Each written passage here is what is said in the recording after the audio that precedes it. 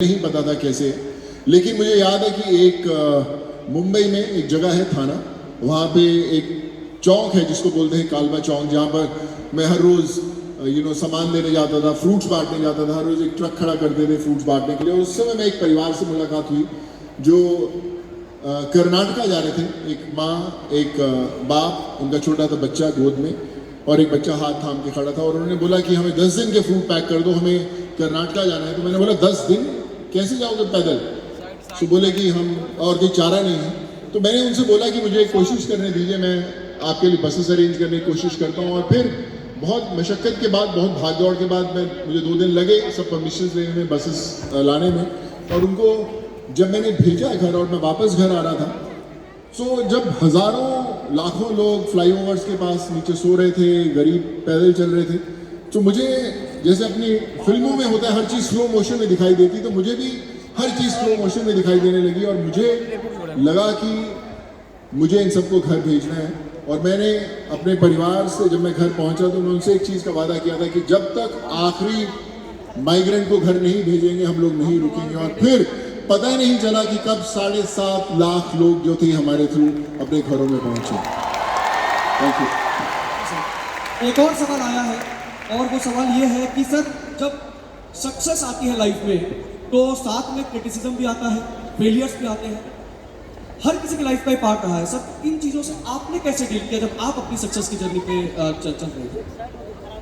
माँ हमेशा कहा करती थी कि जिस रास्ते पर स्पीड ब्रेकर नहीं होते वो मंजिल तक नहीं जाता, और जिस रास्ते पे वो स्पीड ब्रेकर्स होते हैं तो तुम समझ लो कि सही मंजिल की तरफ वो जा रहा है।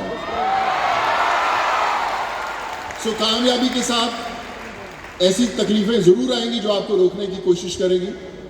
सो वो एक सिग्नल होता है ईश्वर से कि ये जो तकलीफें हैं बता रही हैं कि आप जिंदगी में सही कर रहे हो, सही रास्ते पे जा रहे हो। सो इसलिए तकलीफों से घबराना नहीं, तकलीफें आई तो समझ लेना मंजिल करीब है boss. Thank you so much, thank you so much sir. एक और सवाल आपसे पूछना चाहूँगा। कई बार क्या होता है सर कि हम कुछ ड्रीम देखते हैं कि यहाँ तक पहुँचना है। हमारे सभी लोग ऐसा, इनके साथ भी होता है, हमारे साथ भी होता है कि ड्रीम देखते यहाँ तक पहुँचना है। वहाँ तक पहुँच जाते हैं तो फिर लाइफ ईजी लगने लगती है, और बहुत कम लोग होते हैं जो वहाँ से आगे बढ़ने की फिर सोच रख पाते हैं। तो सर, इसको लेकर आप क्या कहना चाहेंगे कि जिंदगी में जो कुछ भी आपने अचीव किया आज तक, इसके आगे और क्या सर, और क्या मैसेज आप हमारे लोगों को देना चाहेंगे? देखिए, मुझे तो लगता है मेरी जिंदगी की अभी शुरुआत हुई है। जी सर। सो हर दौर पर, हर मंजिल पर पहुंचने के बाद एक नई मंजिल तय करना ज़रूरी है। जिस दिन हमें लगा कि हम अपनी मंजिल पर पहुंच गए, हमने वो अचीव कर लिया जो करने आए थे, तो मुझे लगता है उसी दिन हमारा जीवन थम जाएगा। तो इसलिए रुकना नहीं, चलते रहना हमेशा, क्योंकि जब तक आप चलते रहोगे तब तक देश आगे बढ़ता रहेगा। और हमेशा याद रखें कि जो रुकने वाले होते हैं, वो थमने वाले होते हैं, वो ऐसे नहीं होते हैं। बिल्कुल सर, बिल्कुल सही। एंड मैं आपको और ज़्यादा परेशान नहीं करूंगा और सवाल नहीं पूछूंगा। बस आपके साथ में फोटोज के लिए हमारे टीम, हमारे लोग जो हैं वो यहाँ पे मौजूद हैं। तो मैं एक एक करके सभी लोगों को इनवाइट करना चाहूँगा कि वो सर के साथ अपनी फोटोग्राफ करा सके।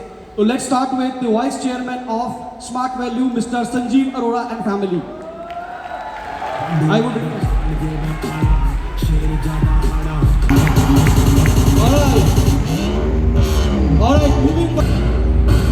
ਕਿਸੇ ਨੂੰ ਵੀ ਕਰਦਾ ਨਹੀਂ ਸ਼ੋ 6 ਫੁੱਟ ਜੱਟ ਗੱਡੀ ਰੱਖੀ ਲੋ 5-7 minute. Let's welcome the director agro, Mr. Prasad Reddy.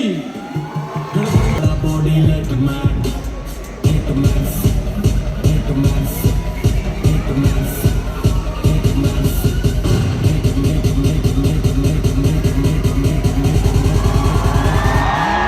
Please welcome.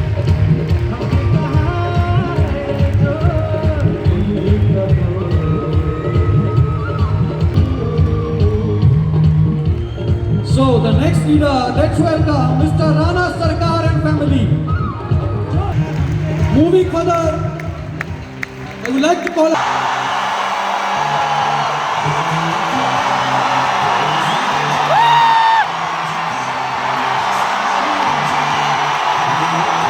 Mr. Vikas Ghosh and family.